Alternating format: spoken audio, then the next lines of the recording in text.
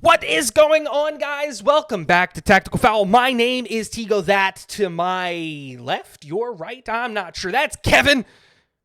We're back. That's Tigo. This is Kevin. It's the other way around. No, guys. I'm on the other side of you. Yeah. Am I? Because No, on other my side. screen. Other side.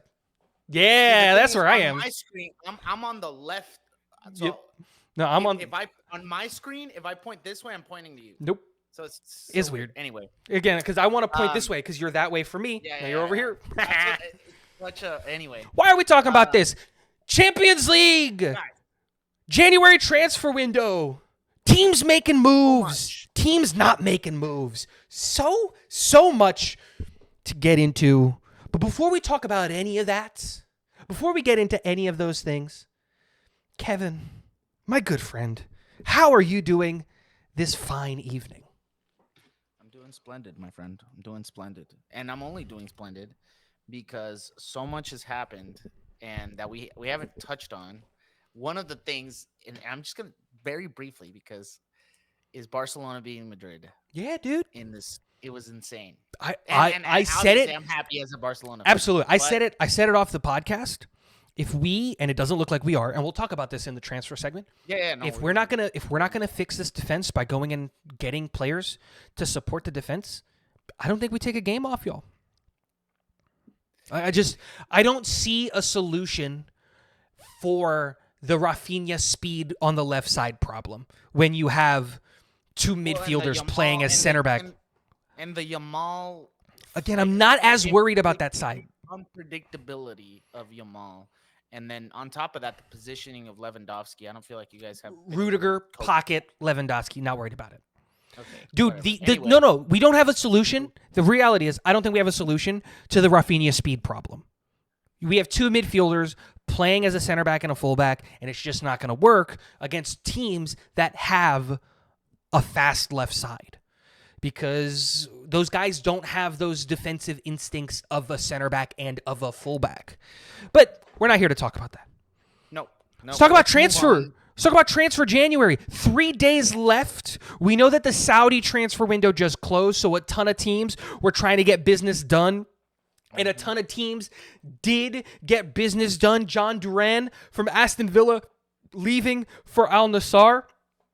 But overall, what are your thoughts as a whole of this January transfer window? I feel like there needs to be more. Well, there has been a lot of movement. Mm-hmm. I feel like there needs to be more from key teams. And, I agree. You know, we've touched briefly on teams like Liverpool, like Arsenal that really needed players, but we've also touched on teams like Man United and Man City that have went out and gotten players, Like gotten rid of players. Well, not Man City particularly, but Man. No, United Man City let a big player go. Kyle Walker's at Milan. Let's not forget. Oh man, I totally forgot. Let's just dive right in. Let's talk about Man City. Let's go at it. Because Man City was a team that I think you and I specifically, like in December, in the beginning of January, one of the things that we really, really like specifically talked about was Man City need to get aggressive. If they want to save their season, they need to get aggressive. And to be clear, let's not act like Man City are like so far behind that they're never going to... No. Man City are currently sitting in fourth. They are 3 points back from Nottingham Forest. It's still within reach not to win the league. I don't think they're going to win the league, but to still have Champions League football. That should be their goal this year. Yeah. Don't fall outside of the top four. On now, and to me, I just feel like Man City are such just. What are they? They're so out of form. What is? And I don't know what's happened, man. And the thing is, we looked at Man City in the beginning of the season. We were like, oh, they're such a powerhouse. And it was hard to bet against them. It was so hard. And so now looking at them and I don't think that the changes that they've made have mattered. I don't feel like they've gotten players in the positions that we've got. We've talked about the fact that they went out and bought Marmouche and they didn't necessarily need Marmouche. I mean, Again, they Marmouche needed more. fills a Julian Alvarez-sized Yeah, hole, right? yeah, So I'm not going to sit here and say that the Marmouche signing is a bad one. I think Marmouche is a good player, and I feel like City definitely needed a player in that position. But it comes back to the question of, was Man City's problem, was their lack of form caused by not having a second striker? I don't think so. no, no, not at all. And here's the thing that I don't understand is why is Savinho not starting every game? Because we looked at man, I don't know if you watched this last game against what was it, Brest? Yeah, They played. Man, he he's changed that electric. whole game. He's He electric. changed that whole game for them. And so it's just I don't understand what's really going on behind Dude, what Guardiola's trying to do this season. you And the like, yes, craziest part is, so he started 13 of the 18 games that he's been available this year. He has yeah, 1 goal and 5 assists. That's the second most assists on the team. The second, behind KDB with 6. But like just like you're saying, sorry, because I didn't want to, but I wanted to just give some context. It's just like no, I get it. he's I get it. playing, but in the big games, he's not starting. He's not anywhere to be found. And it comes back to this conversation of like, why? I think he's been arguably their best player. And it just doesn't make sense at all. I don't know what Guardiola's kind of looking to structure this team as, and the buys to me haven't been the greatest. I mean, like we said, they needed more reinforcements in the defense, and then they went and got this young player, and he goes out in his first game. Man, I feel so bad for him because I feel like he got feel like he got real trashed about it, and I don't. This is really gonna dip in his confidence. You know, the fact that he didn't do good in this the game against Chelsea, man. I mean, and I get it. I mean, that was atrocious, but But like at the same again, time, it's the man's first game. He's in a 20 top years 5 old league ever. against a good Chelsea side, a pretty decent Chelsea side. I mean, we're not like obviously this is one of the best Chelseas we've seen, but it's a pretty good Chelsea Dude, side they're in compared to 6th. what we've seen in the past. They're 1 point back from Man City. This is a good Chelsea team. Let's not act like it's not. And like we were talking about this beforehand, which is like the thing is that City's business this transfer window is good business. It's not bad business. But the thing is the business that they're doing helping the problem that they're facing, that they're having right now? And it doesn't. Their problem wasn't that they couldn't score goals. Their problem was that they can't stop a beach ball. They're letting teams that aren't as good as them go out and score on them and attack on them and get really, really dangerous chances. I don't know if you watched that Club Bruges game. They won And that I'm sorry, game. I had said Brest. It's actually Club Bruges. Yeah. Sorry. We played Brest. But You guys played Brest. but like my You thing guys is like demolished Brest. even though City were able to dominate possession in that Bruges game, let's not act like Bruges didn't create a ton of big chances No, they did in and that they game. got 'em That really good like in if the they had a counter. finisher, I think Bruges' problem, not problem, but like, man, they really they because I think that they just wanted that like draw or win, and they just kind of fell back. He let off a bunch of his good players. You know again, what I mean? it Just was a kind of tactical defending. shift that didn't work in his favor. But like what I'm saying is going back to it is like City's problem was defense. That was their fundamental issue. They're letting teams that aren't as good as them go out there and score. Are we not going to act like Brentford just recently drew against them, that they scored? Brentford shouldn't be scoring on Man City. Are we going to act like Everton tying with Man City? That shouldn't be happening. Are we going to sit here and actually act like Aston Villa, that United, that Juventus, that Tottenham, that Brighton, that Sporting, Bournemouth, Tottenham again? These are all losses that they've had in the last 15 games. And it's just like, fundamentally, we knew what the problem was. It was defense. And the way that they go about answering that problem is a 20-year-old kid playing in France and an 18-year-old kid playing from Brazil. And let me really quickly say that Victor Reyes is the future of Brazilian defense. I love that kid. I wanted Real Madrid to go get him. But he doesn't answer the problem that they have right now, which is they need more consistency in defense.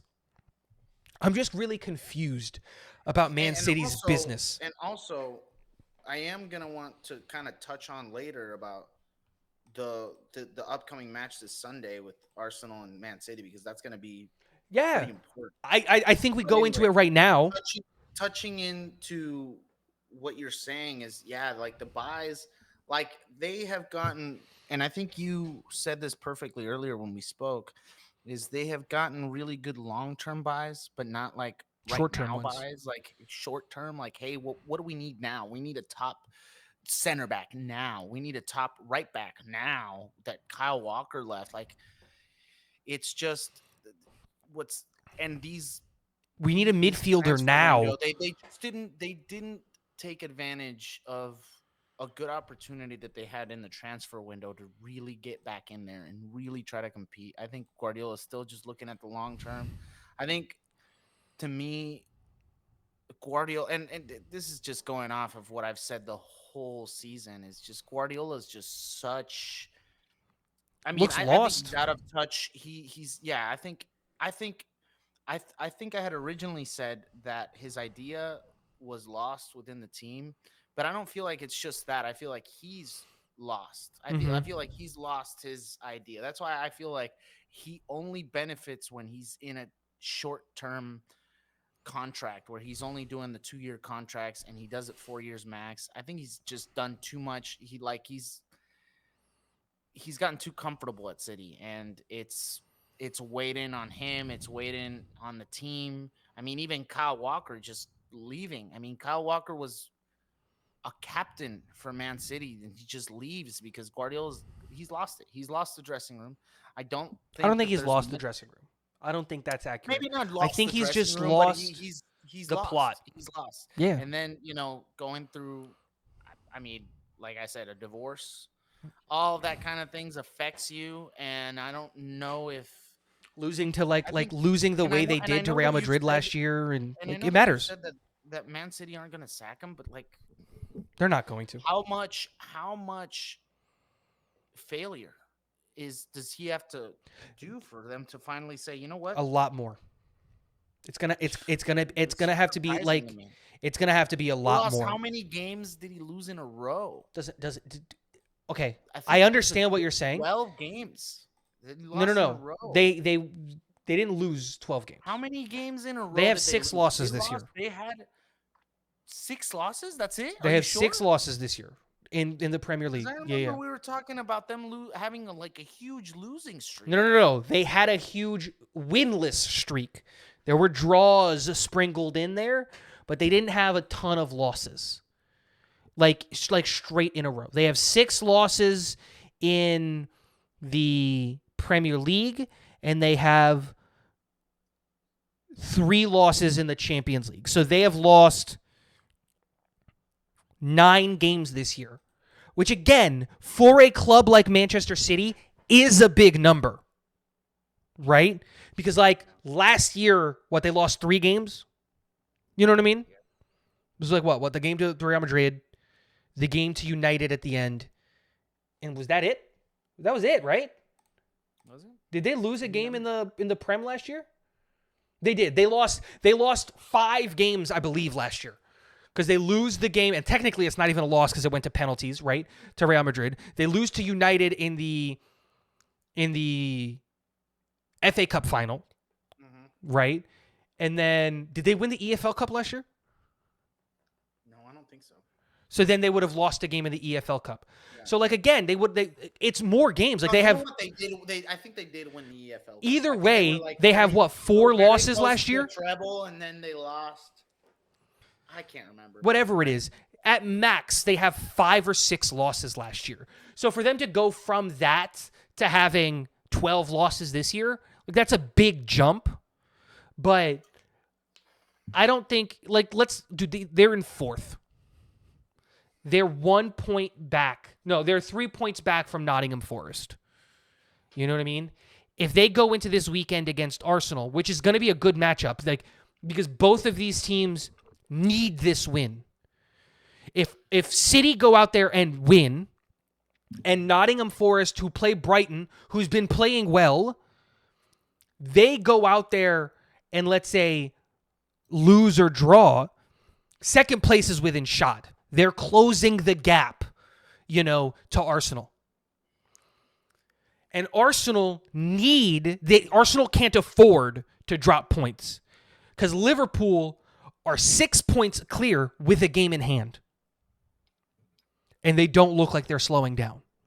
So that leads us into this game, right? So important for both sides. And it leads us into the disappointment that is Arsenal, again, going into a transfer window where everybody and their mother knows exactly what they need, and they haven't done anything. Okay. They haven't gotten wait, hold on. anybody. You're completely right that they haven't done anything. But let me ask you this question. Say somehow. Yeah. And this is just all hypothetical. Go ahead. They're not going to do it. There's 3 days left, so they can maybe still do something. No, I don't think so. They're not going to, but not maybe. Not with this. I mean, yes, they could still get a player with these 3 days. I'm talking about a particular player. They get Ollie Watkins. Not happening. What do you think their chances? No, I know it's not happening. That's what I said. But I'm saying they get a player like Ollie Watkins. Dude, I said it before. It doesn't even have to be let's Ollie say- Watkins. We talked about it before. let's Get say they get- a striker. Right. Why didn't they go get Omar Marmoush? But what I want to touch on this particular player. They go and get Ollie Watkins. What do you think Arsenal's season goes like? I think the race obviously becomes they're not real. Gonna get him because I'm saying, yeah, they could get a player. That's why I was saying no, absolutely not. But this particular player. I think Ollie Watkins fixes the biggest issue that they have in multiple ways. Let's just say a striker. Let's not say Ollie Watkins because we know it's not going to happen. I think a striker fixes the issue that they have fundamentally in multiple areas because Kai Havertz is not a striker. Kai Havertz is a midfielder.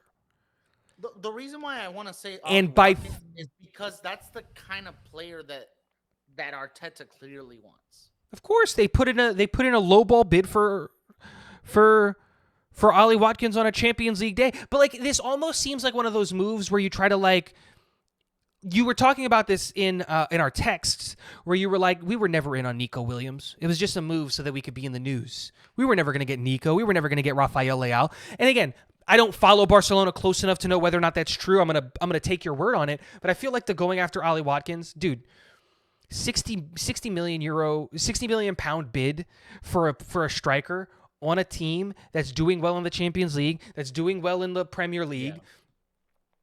Yeah. It's in the same country, it's in the same thing, and it's a low ball offer. It's just we're just gonna put in a bid so that it looks like we're doing something, and it's just fake because they haven't been, dude. Matthias Tell was made available. They didn't even call. They did a legitimate offer for Ollie. Yeah. No. They made a legitimate offer. Kevin. We didn't even make a legitimate offer. Kevin, I'm going to make you a legitimate offer.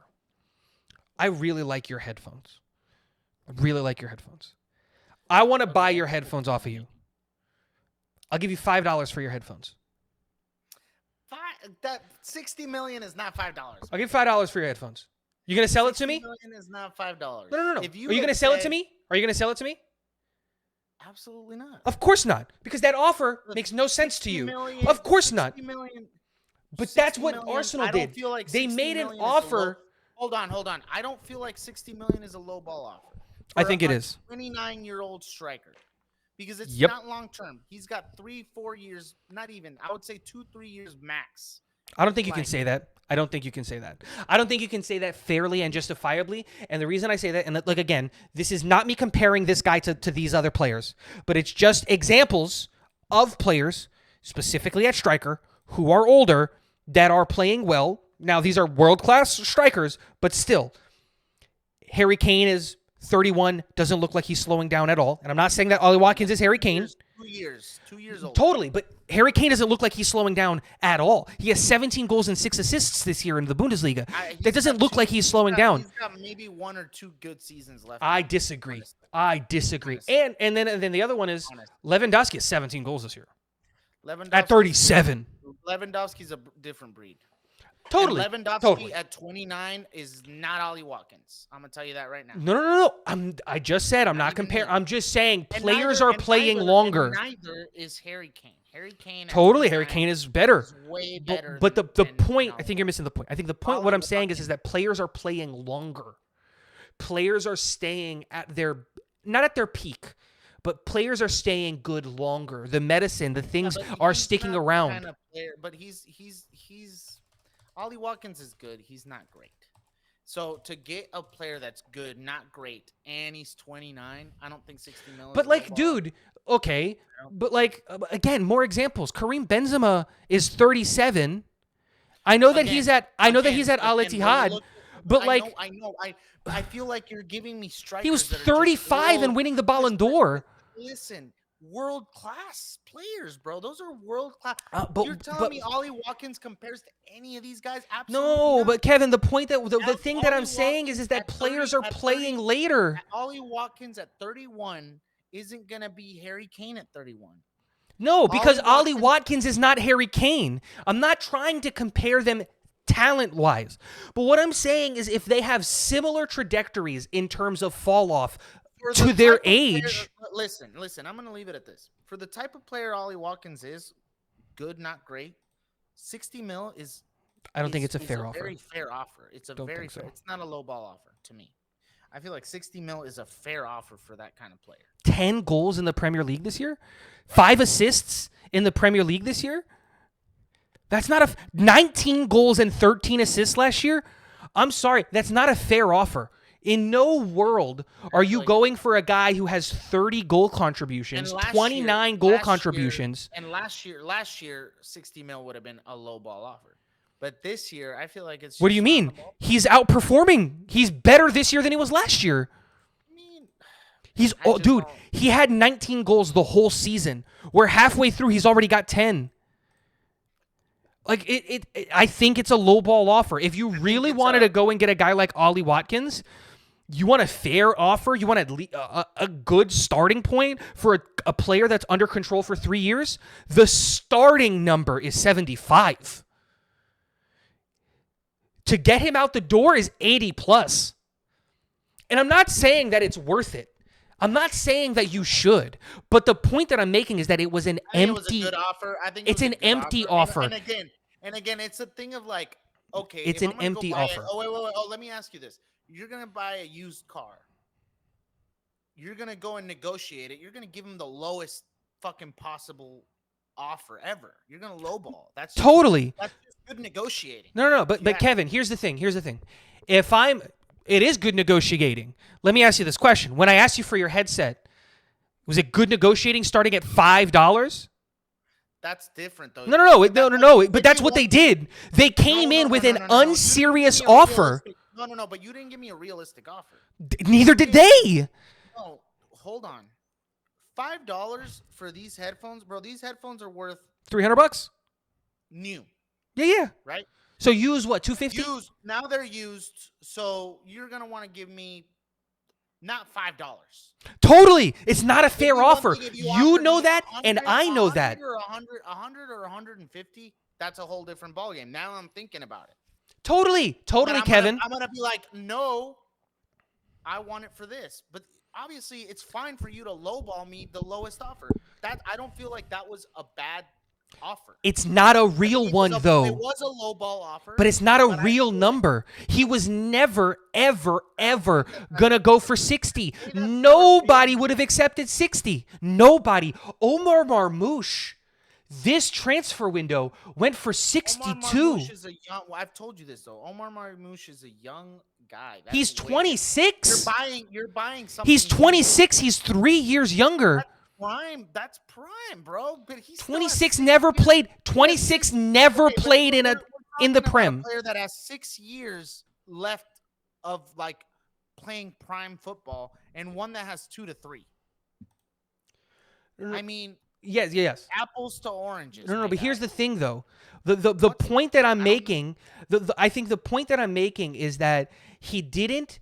It wasn't a serious offer for a guy of that I feel caliber. like it was a Omar serious offer. Marmouche has All only they had lowballed you were talking 75 minimum. They lowballed was 15 mil 15 less. mil is a monstrous difference in the world of football. I That is don't a know if that's monstrous difference. They're monster. not in the I same mean, caliber. It's just not. I That's don't not how know. that I works. mean, I think I wouldn't pay for Ollie Watkins more than 70 mil. I wouldn't But pay again, more I than think 70 mil. that's objectively false. The guy has multiple 15 goal seasons in the Premier League. He has multiple 20 goal seasons in the Premier League. He has multiple double digit assists in the Premier League.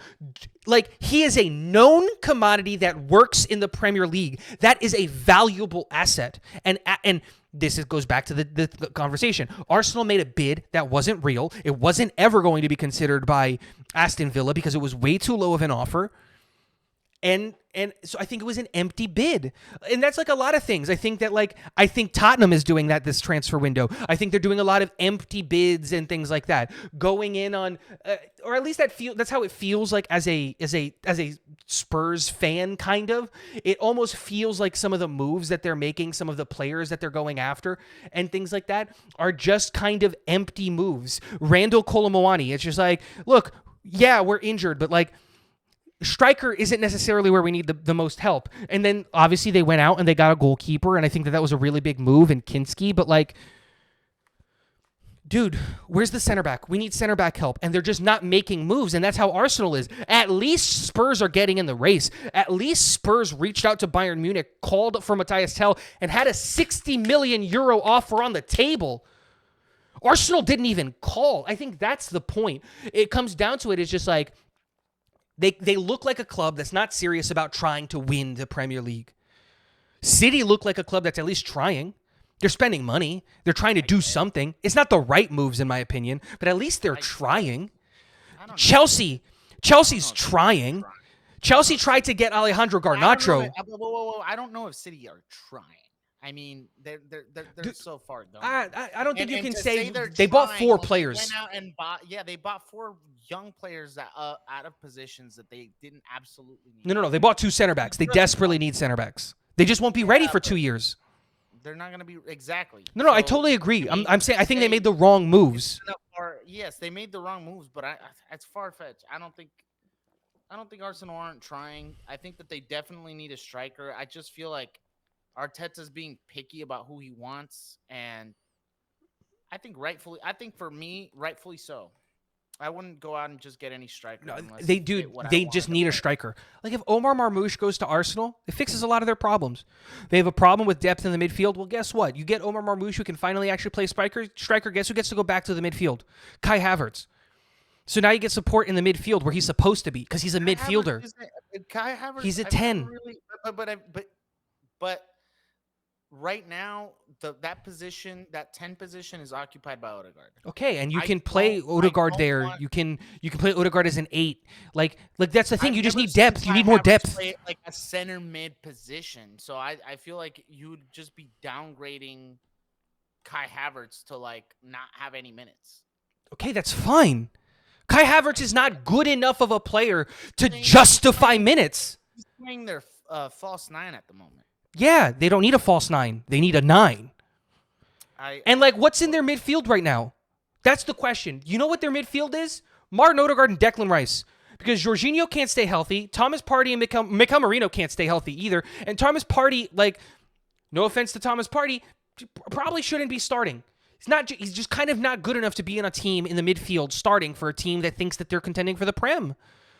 You're not going to sit here and convince me that, like, moving Kai Havertz down and now you have a midfield trio of Declan Rice, Odegaard, and Kai Havertz, led by a Bukayo Saka, Leonardo Trossard, and Omar Marmouche isn't a better team. That's fundamentally a better team. Because Kai Havertz is actually playing in a position where he can excel, which is at the number 10. And Odegaard can finally play the position that he actually wears on his jersey, which is the number 8. And Declan Rice can finally play the number 6. but nobody is doing any. Nobody's playing any of their positions because Arteta has failed to address the areas that Arsenal needs for 4 transfer windows.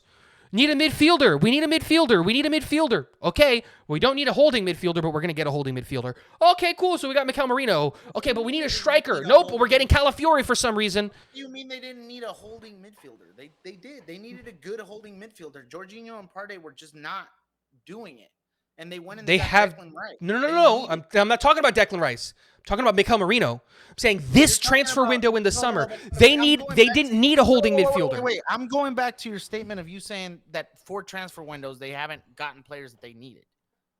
No. Okay, That's just a fundamental not true statement. I know. I think it is. I think it is I don't true think so. because they I don't haven't think so. addressed the forward group. I think they needed a player like Declan Rice. I think they definitely needed. I feel like Mikel Merino was a good buy. For what? I feel What has he like- provided to that team this year? What has he done? Whatever Jorginho He's played and 8 Partey- games. He's whatever played 8 Jorginho- games. Wait, hold on, bro. Don't interrupt me. Whatever Jorginho and Thomas Partey don't. You know what I'm saying? Because Dude, I- Party's like, played 19 obviously- games this year. yeah, but He's starting over him. You need to see. Yeah, he's starting over him because he's getting injured. So again, it's a waste of money. If he's getting injured, so is Calafiori. He's not playing minutes. Miles Lewis-Skelly has more starts than Calafiori. But it's far fetched to say that in. No, he doesn't. No, he doesn't. He has they 2 haven't less bought- starts. If they haven't bought players that they needed, they didn't need. Dude, they a lot didn't of need players. they didn't need Calafiori and Mikel Merino. And they went out and they got those. Those you're positions telling me don't that- address the biggest area of need. Wait. They didn't need Calafiori, so who's supposed to be starting for him? Zinchenko this whole time? Zinchenko is- Calafiori's not starting for them. because he's injured. Okay, but that Doesn't mean they didn't. so need- their they didn't results are need a the left same. back. But that doesn't mean that they didn't need a left back. Yes, the results are the same because the player is injured. But we're talking about First of all, they Zinchenko's a needed- left back, right? Like totally. This is what Calafiori. Calafiori's a center back playing at left back. That's the better thing like that. But like Okay. Lewis Skelly is playing there, Kivior is playing there. Like these are all left None of back, those center players are backs. good enough. But you know who else is also not good enough? And at more a desperate position of need? Their defense wasn't their problem. That's the point. They had the best defense in the Premier League last year. They couldn't score in open play. So the way that they addressed that in the last 3 years is by not going out and getting a number 9. They go out and in the last 4 years haven't addressed and gotten a striker. That's the point. They got Gabriel Jesus, not a striker. He's a winger. They got Leonardo Trossard, not a striker. He's a winger. They go out and they get Kai Havertz, not a striker. He's a midfielder. They go out and they get Mikel Merino and Calafiori. Neither one of those are strikers. For the last 4 transfer windows, everybody has been screaming that the biggest area of need for Arsenal is striker, and they haven't done anything. And that falls Right. purely No, on I'm not Arteta. I'm not saying that's not true. I'm saying they have bought players that they one needed and one used.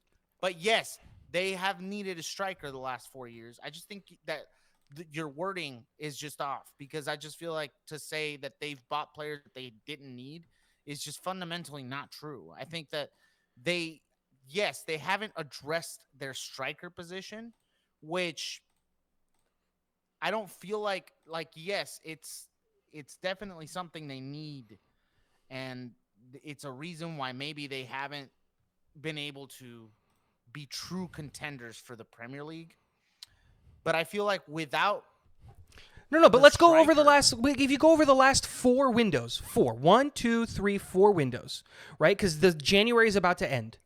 If you look at just the last 4 windows, tell me which one of these players that they got is absolutely vital to their success as a team. Gabriel Jesus, Fabio Vieira, Alexander Zinchenko, Leonardo Trossard, Jakub Kivior, and Jorginho. Leonardo Trossard has been a very important player for them. He's been good, but he's not a striker.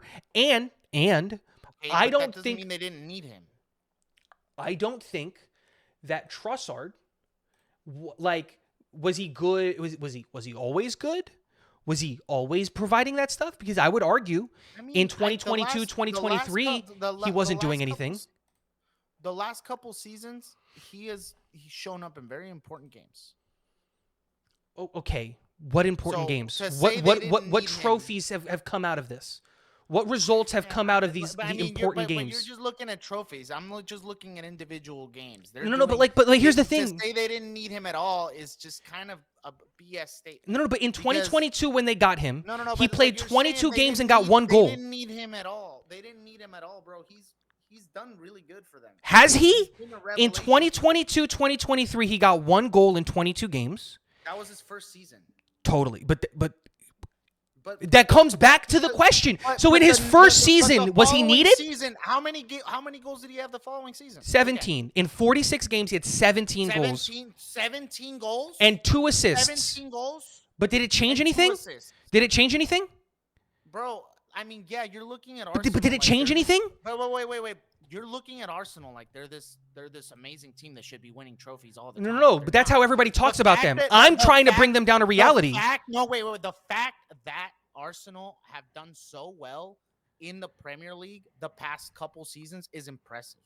And the fact that like we're talking about them here like they're a huge failure because they haven't won anything is just No. kind of BS. What I am saying is they were never a real threat. People were hyping up Arsenal because they were hyping up anybody but Man City. That's the fact. And the thing that I am trying to say is Arsenal never deserved the hype because they were not a good enough team to. They're not winning trophies. They're not doing anything. They deserve the hype because they were going like, and you're saying they weren't a threat, but they were the only team below City going toe to toe with them, toe to toe, and that's proven because in the last 2 seasons they were literally only off by a few points, very few. It'd be one thing if like, oh, they weren't contenders at all, they were like in 4th place, 10 points behind. Oh, that would be one thing. But like to say they weren't a threat at all, they never had a chance. Like, dude, you're like that's just biased. They were 5 points back at the end of 22-23. That's not with City. They were the second. They were the second best. They were 5 points. They were 5 points back, where City gave up on the last 2 games because Arsenal bottled it. So City didn't have to do anything to win the league. Okay. And That's then, not my point, though. and then last year, okay, they were 2 points back. But did anybody who wasn't an Arsenal fan actually think that there was a shot? No, Listen, no one actually believed in Arsenal I'm not. But listen, that's not what people are giving Arsenal, or at least me, giving Arsenal credit for. I'm giving Arsenal credit for even being the second best team now 33 seasons in a row. Not 3 seasons in a row. This is about to be the 3rd season. Whoa, there's a lot of time left, and they have a lot of time to bottle it. There's a lot of time left, but who are the team? Who's going to take it from a Man City or Nottingham Forest? Or City have been better as of late, and like again, I don't sit here and think that Arsenal is.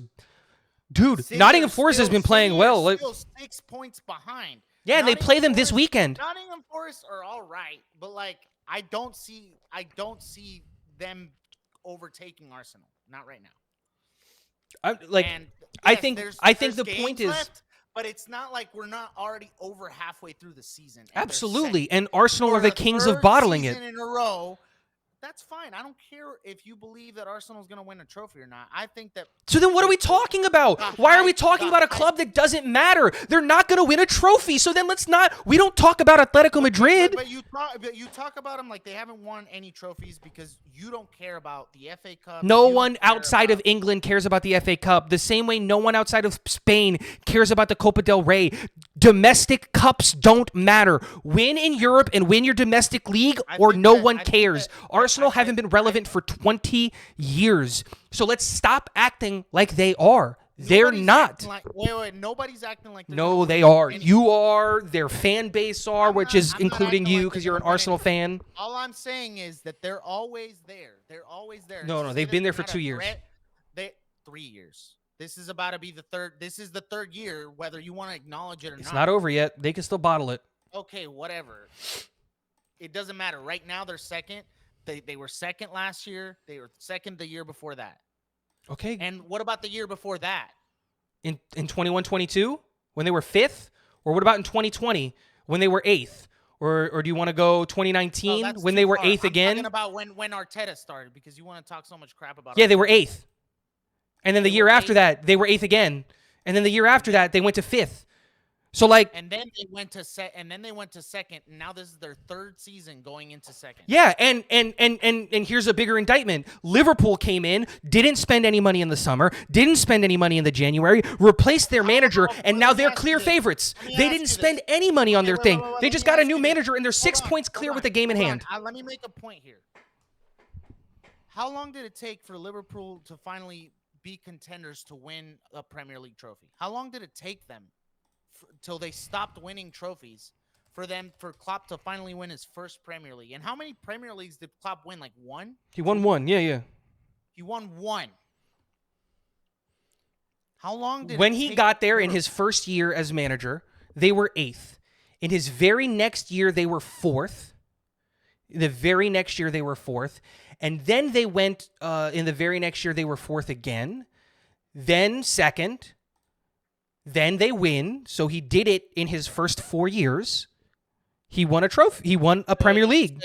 They were They went in his first year there. He gets hired. He goes to the Premier League. He gets 8th.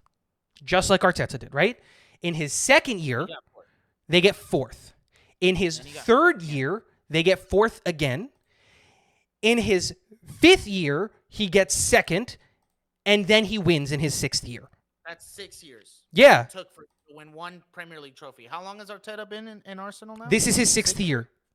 6th year, and he's been second twice to Klopp's 4-4. Klopp won a Prem. I don't care about what position you get. That's fine. Tottenham got into second place once. It's not a trophy. Seasons to get a Prem. 6 seasons. Are they going to get a Prem this year? Season's not over yet, my guy. Season's not over yet. Liverpool's going to bottle it? Season's not over yet. Liverpool's going to bottle it? We were to win. How many times were they like, "Oh, Liverpool's not a real team. They're not going to win a trophy." And I never said that about Liverpool. I'm not saying you did, but I'm saying how many other people were like, "Oh, Liverpool's not going to win a trophy. Liverpool's not going to win a trophy." And so what? We're going to talk about Liverpool not being a good team because they won one Prem? I have said it on this podcast. I think that we overhyped Klopp because in his time there, the only thing, and look, to be fair, totally fair to him, winning the Champions League, that's an accomplishment because he did that. Liverpool has a Champions League with Klopp, and that's an incredible accomplishment. They beat Spurs in the final. They beat Real. They made it to 2 Champions League finals, right? Totally an accomplishment. Win a trophy, though. What? What's your excuse going to be if Arsenal win a trophy? What trophy? What trophy are they going to win?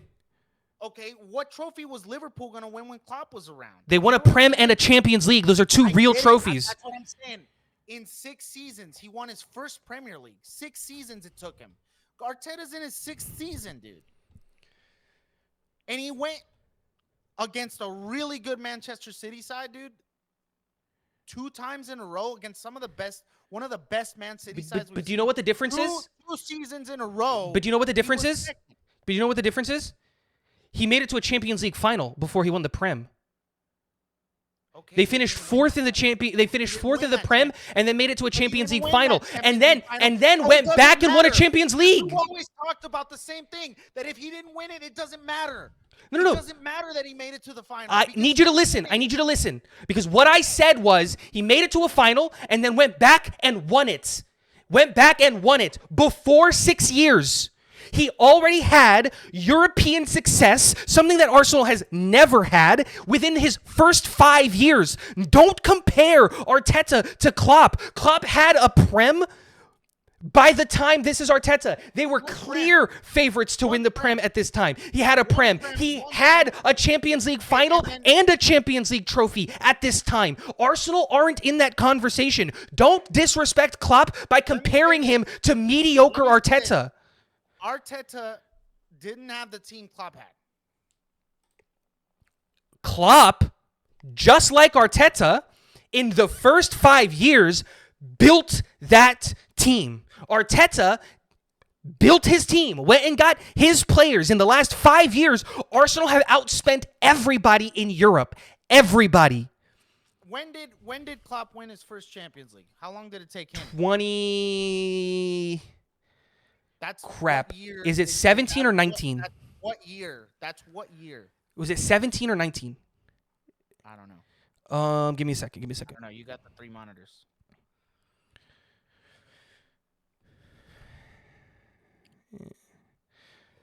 They lost the final in 2018.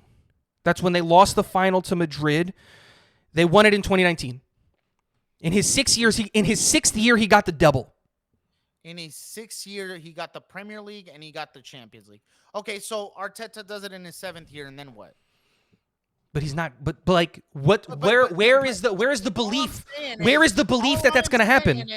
All I'm saying is, bro. All I'm saying is, it took Klopp. It took Liverpool. How long until Liverpool finally got a trophy? You like it. What irks me a little bit is that you talk about like Arsenal, like they're never ever gonna win a trophy, and like they haven't shown that they can. A long time to finally win a trophy. Like it takes time. It doesn't matter. Arsenal weren't that good before Arteta showed up. No, but here's the thing. Here's the thing. They were awful. They were way worse. Arsenal were in a much worse position before Arteta got there. They were. Yeah. And that's a proven fact. Totally. So I'm not seeing Arteta in a bad light. Just were they? Were they?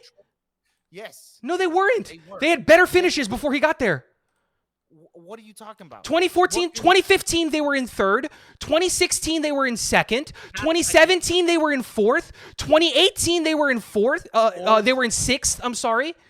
6th. And then he gets there, and they're in. Then 2019, they're in 5th, and then he gets hired. They're in 8th. They didn't get better under him. They're the same team. In the last 5 years, if we look at the previous 5 years, Arsenal have the same results. When was the last time they were second? 2015, 2016. No, wait. 2015, 2016, they were second. 2016, 17, they were 4th.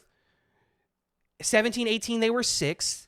18, 19, they were 5th. So like 3 years removed from a second place. And again, who cares about a second place?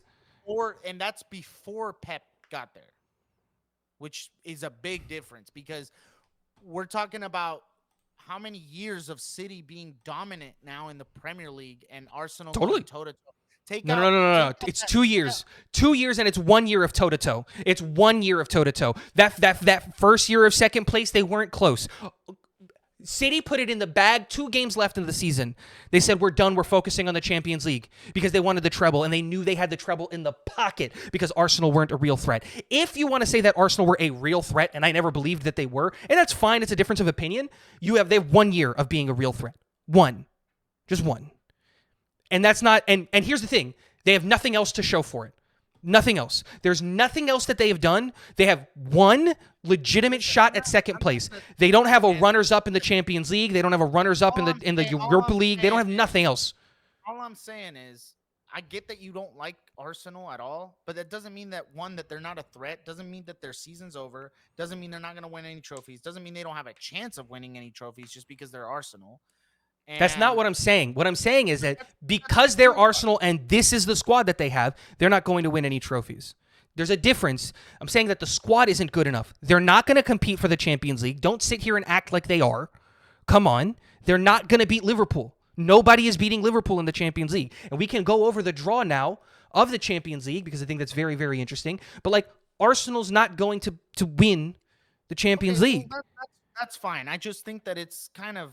They're already a goal behind or a game back in the EFL Cup, if you care about that. I get your thought behind it. I just think it's a little far-fetched to just say that they're not going to win anything at all. They're still. No, dude, you want to go win an FA Cup? There's still a season to go. No, there's still a season to go. We don't know what could happen. That's my biggest thing. Is like we're just gonna sit here and be like, oh well, Arsenal's not gonna win anything, and then who knows? Yeah, but I think that's such a cop-out answer of, oh, well, so anything can happen. Yeah, anything can happen. A meteor can strike and hit, and none of this matters. That's the point. Let's be realistic. Is there a realistic shot that Liverpool are 9 points ahead, that they're going to bottle 9 points? Is there a realistic shot that any player can get injured? Yeah, absolutely. Look at Say, Arsenal say, last year. They say, were wait, totally wait, wait. healthy for the entire year, and they still Hold couldn't on. win it. Say Salah gets injured. Liverpool has a huge dip in form. Arsenal don't dip in form. What happens Arsenal then? are already in their dip in form, and Liverpool can have a dip in form and still be ahead. They're 9 points clear. So, They're not 9 points clear. yeah, They're they are. six They have a points. game in hand. They have a game in hand, and they're 6 points up. So it's They're fair to facing. assume, Hold on. They're facing Bournemouth. okay, Bournemouth are going to be a hard team to beat at home. I don't think Not so. saying that Liverpool. Not for Liverpool. Liverpool have had 2 draws in their last 5 games. Yeah. So, we can't just assume they're going to win every game. No, but I think it's fair to assume that they're going to win every game. They could draw in this game. Arsenal could very well beat Man City. And you know what? I want to talk to you. What do you think about the Arsenal-Man City game? Do you think Arsenal can take that one away? No. You I don't Arsenal think they can can beat win Man without City? Saka. I don't think they can win without Saka. Bro, they've won without Saka already. Not against big clubs, not against real competition. Like they face Aston Villa 2-2. They face Brighton 1-1. Like this isn't even me trying to they face Fulham 1-1. They face Chelsea 1-1. They face Liverpool 2-2. Like they're going out and they're beating they lost to Newcastle. Like you're going out and you're beating the West Hams and the Uniteds and the Everton. They draw with Everton. You're beating the Crystal Palaces, the Ipswich Towns, the Brentfords, the Spurs. Like that's not an accomplishment. Spurs are missing 11 of their starting 11 players. Me and you by ourselves can probably go beat Spurs right now. 2v11. That's how injured they are. You're barely beating Wolves. We're being realistic. We're going to go and beat Spurs right now. Me and you, bro. Me and you and a bunch of guys at the Home Depot. We make a starting 11. Pep Guardiola comes and manages us. 2 weeks of practice, we beat Spurs right now with how injured they are. I say that confidently as a Spurs fan, as a Spurs supporter, not a fan. Let's say that. As a Spurs supporter, yeah, bro. I think some high school teams can beat Spurs right now. I feel like, but I feel like sometimes you treat Arsenal like they're Spurs, man. Because they're not much better than Spurs. They're not. They're not much better than Spurs. No, but they're not Spurs. No. But they are. They're in the same tier. They're clubs that pretend like they matter and they don't. When was the last time Spurs was second? In the Premier League. When was the last time Spurs was second? I remember this. It was last time 2016, 2017. It was under the guy that you dislike for no reason, under Pochettino. No, not for no reason. Pochettino's. No. There's no reason. You still haven't given me a legitimate reason, and we're not going to go down the Pochettino route. What has he won? You talk about Arteta winning. What is Pochettino won? He has trophies. He won in Ligue 1 and. Ligue 1. The league that isn't real. No, it isn't. But you asked what trophies he. You asked what trophies he has. He has trophies. I don't think they're real trophies. I'm not claiming that Pochettino's a legitimately good. I'm not claiming that Pochettino's a great, awesome manager. And so does Arteta. I think Arteta and Pochettino are about the same. I think they're average managers. Neither one of them really right now deserves to be in a top club. And to be fair, neither one of them are. I feel like that's the most realistic thing you've said in this. And neither one of them are. Arteta's not really at a big club. Pochettino's not in club football at all. He's coaching the U.S. You have said in this podcast. But you asked. Pochettino got a second place. I don't care about second places. Pochettino also got a runner-up trophy in a runner-up medal in the Champions League, and it's not a trophy, but it's still a semi-impressive accomplishment. Do the thing, win the thing, and then we can talk about actually winning a trophy. Who cares about second place? But at least it's something. At least it's something. I think that for the same reasons that you dislike Arteta, I dislike Pochettino. I don't dislike Arteta. There's a difference. I don't dislike Arteta. Well, no, I think people talk about Arteta in a light that he shouldn't be talked about. People talk about Arteta as if he's a great manager. Not just Arsenal fan. The media, everybody. Everybody. It's like no. Arteta's not a great manager. He's slightly above average at best. 1 second. I've never said Arteta's a great manager. I've said Arteta's a good manager and that I personally like him. I like his style. I like Arteta Never said he was a great coach. I think he's a good coach, and that's not true. I don't disagree with that. I think he's a good coach Yeah. on an average team, but people don't talk about Arteta and Arsenal like it's a good coach on an average team. They talk about a contending team who can actually make a push for trophies, and they have never shown us the ability to do that. Okay. Unlike Well, some of these anyway, I other think teams that we're going to talk about in the Champions League who yeah. might actually have a shot to win the trophy. The playoffs are happening. Let's breeze through this really quickly. The top 8 teams in the Champions League that made it through. Stop me when you hear a team that maybe you want to talk about of the top 8. Liverpool take first, Barcelona second, Arsenal third, Inter Milan fourth, Atletico Madrid fifth, Bayer Leverkusen sixth, Lille seventh, Aston Villa eighth. Any teams that surprise you in that top 8? Any teams that you think that we need to be paying more attention to in that top 8? What do you feel about the top 8? Lille and Aston Villa definitely surprised me coming in there, and it, Totally. it it it came down to margins, and it came down to a lot of key details, and I think that yeah, those are two teams that definitely surprised me that were up Mm-hmm. there. Totally agree. Aston Villa for sure Yeah, I didn't think they to were be going to be up this good. there and the way that they were going to be up there. I mean, I think it's an interesting top 8. I'm just surprised that Real Madrid and Bayern Munich didn't make it up there, We're not there yet. unfortunately. We're not there yet. Let's just talk about the But top 8. yeah, the top 8. No, those are the teams that surprised me. And For me, I mean the go ahead. Go ahead. what Sorry. Arsenal? No, I no, no, you no, gotta say no, no. I did think I think Arsenal if I were did Arsenal surprise you being in third? well, they're tied for second technically. They're all tied for second, right? In points. I guess goal differential matters, so they're in third.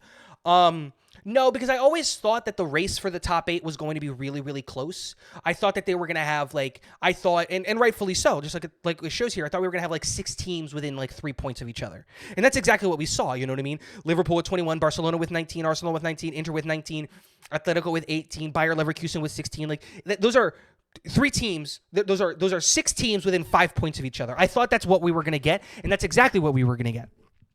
And of those teams in the top 6, right, that are all really, really close, none of them really surprised me. I agree with you. I think that the biggest surprise was just how well Lille did. I think Lille really, really came out. We were talking about this before the podcast, where I think that Lille are built like a team. They are built to win a cup, not a league. You know, Jonathan David in phenomenal form. He's going to get a big, big move this summer to some team. Arsenal, you should go buy him if you want to be serious. That guy is legitimately good.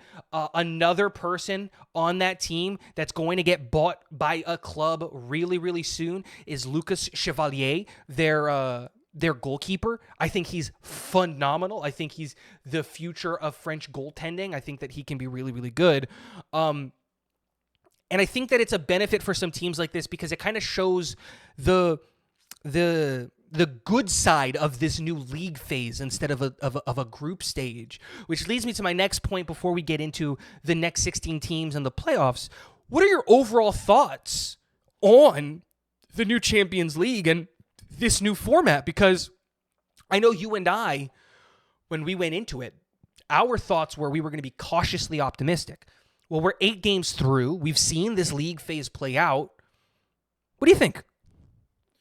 So I think there's what we like to see in Champions League is those like super fixtures, obviously. And there has been a lot of good. I feel like more than when we get in the past, because in the past we get stuck on one group stage and then we just see kind of those teams play together. So it is interesting to see. Mm-hmm. Um, I like it so far, but I really want to see how this whole playoff thing kind of plays out. But I do think that it's a good format. The one thing that I don't necessarily love about the format is the fact that it adds games. Mm-hmm. And I just feel like, man, and a lot of players have said this already that Fixture players are congestion. getting just, yeah, it's just too much, man. They're playing every like 3 days at this point, and it's Mm-hmm. just like players are getting injured. I mean, just to see Spurs lose It's 11 players 11 is, players. Real Madrid and losing it's just Carvajal. like they're overworking these guys, You man. guys, They need to either be able to have we need to be able to have larger rosters, Mm-hmm. maybe, to fix that, because it's just not realistic, man. It's just too much. It's too much. And though I like the new format, though it's nice, they should do something about that, because it's just, It's too many matches. what we're gonna do is we're just gonna. I feel like we're gonna miss out on a lot more quality by adding games like this and losing players. I think a perfect example of this is one of the playoff games is going to be a perfect example of we should be excited about this match, but both teams are going in limping. And we'll get there. But I think you're absolutely right. I really, really like this new format because we're getting to see, while I do miss the revenge game, right? Like, I wish that like Real Madrid could play AC Milan again this year. And maybe we do in the Champions League somehow. But I would have loved to be able to take it back to them. I think you guys would love to play Atalanta again because I think that you guys were like right there, like you were almost in a position to beat Atalanta, and I think that they would like to have that game back. You know what I mean? And so like we don't get the revenge game, which I miss a little bit. But I think you're absolutely right. It's one of those things of we have too many matches. And we're getting into a situation where teams are coming in injured, and we're still having the games where teams aren't taking it seriously. That didn't go away. And that's what this was supposed to address. Liverpool went out to go play against PSV Eindhoven, and they didn't care. They threw out the kids. They didn't care if they were going to lose because they had already secured first. And I get it. That's their reward of doing so well. They won 7 games on the bounce, right? That's their reward. But I do agree. I think there's too much fixture congestion.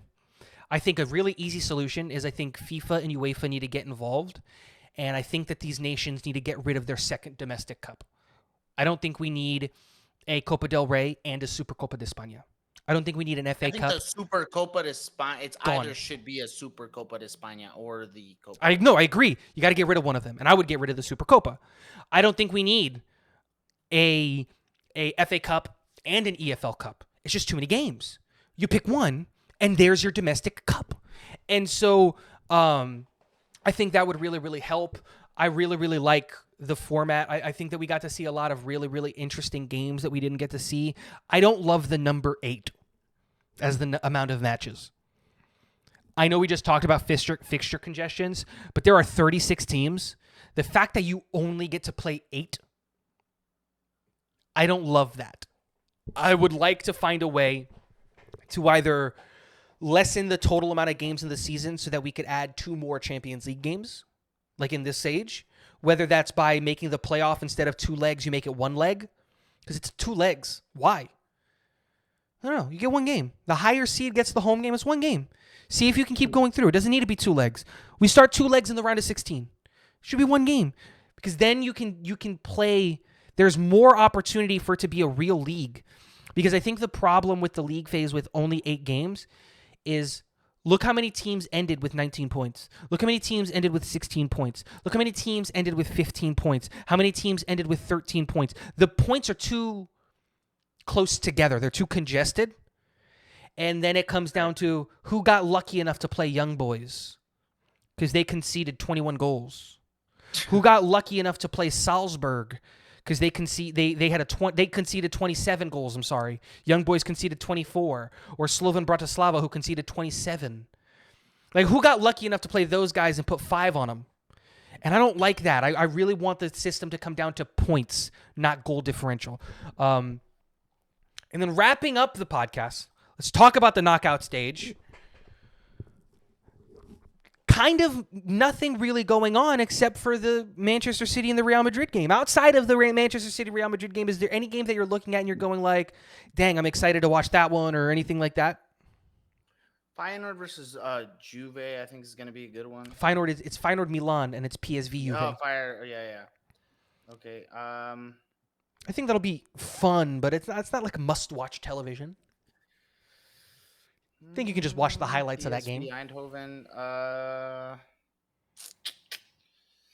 Yeah, there's nothing. Yeah, I think that just the Madrid City game will be an interesting one for sure. Of I want to course. see that one. I want to see that one for sure. And this is the point, like we were talking about with the Champions League a little bit. Is like, wasn't the point of, Milan and Feyenoord, I think is going to be a good match. I think it'll be a banger, but is it going to be a banger for the right reasons?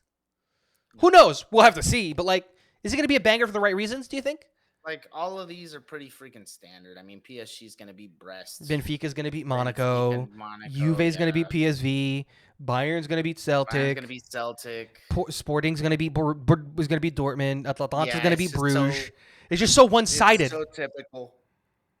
And that's the thing that we were trying to avoid The with only this new interesting system. one will really be City Madrid. That's Yep. going to be the only like good one. Which we know that, but I do feel like It'll be Madrid- interesting, not, but like not to say Madrid have it in the bag. no. But like we But- should be clear favorites. It's you guys are definitely clear favorites. Like I think that's City fair. are just so up and down. But the thing about it, Because it's I not think that that far game- away. It's only 10 days away. So it's Yeah. not like City's going to be a The thing completely about- different team. the thing about this match, though, I feel like is, I think personally, and obviously I'm gonna say this not biasly, but like in a sense of, I feel like Pep knows you guys pretty well now. I mean, you guys know Pep also. Yeah, dude, And Carlo we might knows as well Pep. call this a derby game. We've played Manchester City every year for the last 4 years. Yeah. It's that 2 was and such a- 2. We've won was 2. that They've even won a real 2. draw? Like, why would you? Man, they make it so. Anyway, Dude, I it don't wanna go almost there, seems rigged. I don't believe it. mean, I yeah, don't like, this believe is it, all- but it almost seems kind of rigged that we're You know playing what's- them you know instead of what I playing think is Celtic. insane is that you freaking texted me like we're gonna play City. I freaking know. I told you, I have the text. If I have the time, I'm going to put it on screen for you guys. I said it beyond a shadow of a doubt. We're going to play City. I have no doubt about it. You said that you did, and surely enough, Oh, literally. The game didn't even end. I said we're going to play City in the playoffs.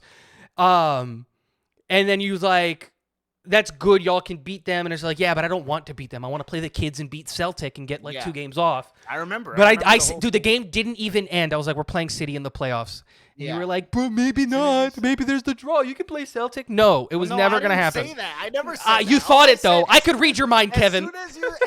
As soon as you said we're gonna play City in the playoffs, I know it. I'm like, good. I'm like, good. If you guys play City, that's good for y'all. The only team that I would have wanted to avoid, honestly, for you guys, if I was a Madrid fan, the team I would have wanted to avoid personally was PSG. I feel like PSG are a good team. I feel like PSG. I are would have better wanted than to avoid, personally, I would have wanted to Bayern? avoid Bayern. Well, PSG now have Kvaratskhelia, which is a great move for them, a horrible move for Kvaratskelia's career. And so maybe, but like, because again, the way to beat Madrid is have I pace don't on the know, left man. side. The way they played against Man City, man, like they dominated City. And the thing, here's the thing about City is, regardless of whether they're doing good or bad, they're normally the team that possesses the ball, and that's Guardiola's whole rhetoric, and That's we his know whole that. thing. That's his whole thing. This is whole shtick. Luis Enrique took that shit from him, like it's nobody's business, man. I don't disagree. He took that ball from him And like kept it. It was nobody's business, man. And not only did he keep the ball, dominated the game, and beat him by more than 1 goal, but like just masterclass. Dude, The they master showed classer. I they don't know. showed the world, I think honestly, how you hold possession against City. That's what they did. Let's not forget that it should have been 5. I don't, because Hakimi scored a goal that got taken back. Here's the thing: you can't talk crap about Luis Enrique, and I absolutely because can. He's won trophies. He's won trophies that matter. He's Did he? won trophies Did he? that matter. Or did he? Or did he get handed the best team by? Did he replace the best manager on the best team? Oh man, I don't know. Oh, I'm sorry. Is it such a hard decision to say, hey, this team that's missing a striker, let's go get the Golden Boot? Oh, I don't think he won the Golden Boot winner. Did he win the Golden Boot in Liverpool before you guys went and got him? I don't know, but he was a top. He was like one of the top Premier scorers League in the Prem. He They, was a top Premier League. hey, let's go get one of the top Premier League strikers in and bring him into one of the best built teams in the history of history. of this game, and then maybe a team that was already winning before I got here can keep winning after I got here, especially because No, but they tactically weren't I'm not winning. adding The anything thing new. is that the season. No. But that's a little. The season before he got there, we hadn't won anything. One season. What about the year before that? The year before that, we all. Hold on. It was. Wasn't that the year like? Okay, so that Dude, was. I'm just saying. Let's not act. That was 100. Okay. When so did he get there? Before he got there, so he got there. I think he got there 2014-15. Yep. 2013-14, we had won nothing. 2012-13, you won La Liga. 2012-13, we won La Liga, but we got demolished in the Champions League. Like demolished. That was the thrashing we got by Bayern. Like it was like a thrashing. So again, and right there, we had just lost Pep Guardiola. We got the assistant coach that had cancer in the middle of the season, and then we ended up getting thrashed to Bayern. We had a one that was honestly the 20 2012 2013 season. We won by 100 points. The La Liga, which was one of the highest point records I think we've had. Yep, I still think And that's a bigger accomplishment than a treble. And then, that's insane. The following season, we won nothing. Yeah. We won, and we had Neymar. 2011, 2012, you win. 2013. No, 2000. So was it 12, 13? You win La Liga. 13-14, we won absolutely nothing, and we had gotten Neymar. We had won nothing. Yeah. We won literally nothing. Yeah. And he came in, and we were still not doing good, and he turned things around. Whoa, not doing good. Relax there, bro. No, bro, we weren't. When he first got there, we actually had like a major loss. Oh, you lost one game? Oh, man. It was the Real Sociedad game.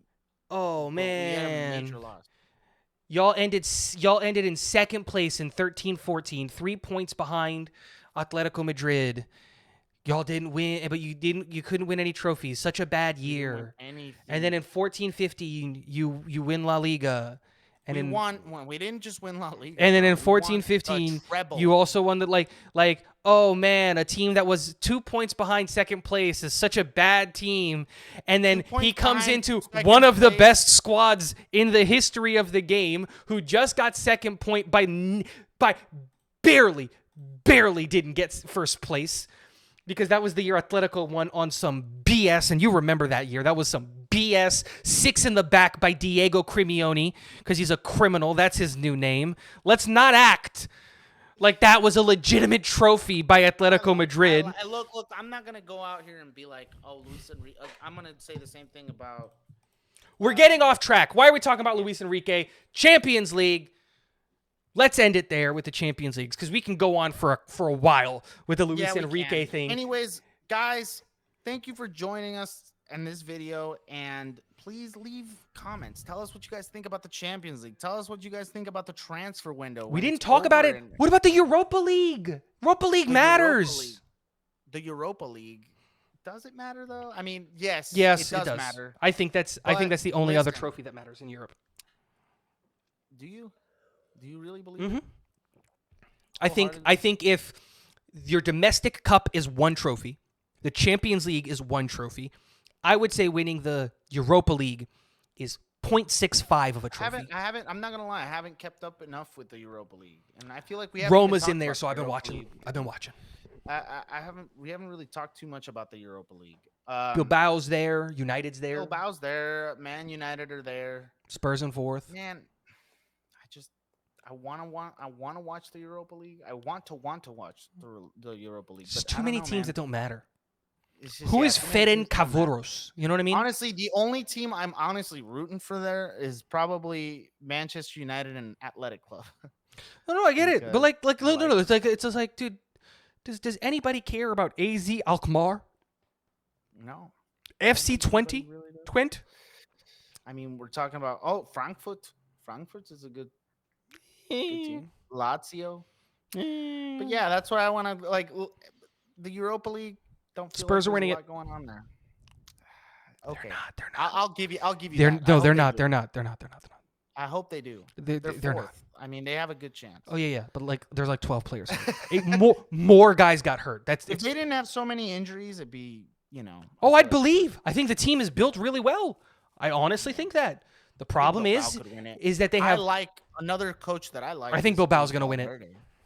Valverde, I like Valverde as a coach. I think he's a good coach, and I They have think 10 players hurt right now. Spurs do. Athletic Club are a good team. But anyways, guys, please let us know what you guys think in the comments. Let us know, how you guys feel about Arsenal maybe possibly being a threat. Anyways, drop a like. Let us know what you guys think. And Tiago, it was a pleasure again discussing and debating and literally screaming at each other. It's always amazing. It's always And I fun. love it. Thanks again, guys, and peace.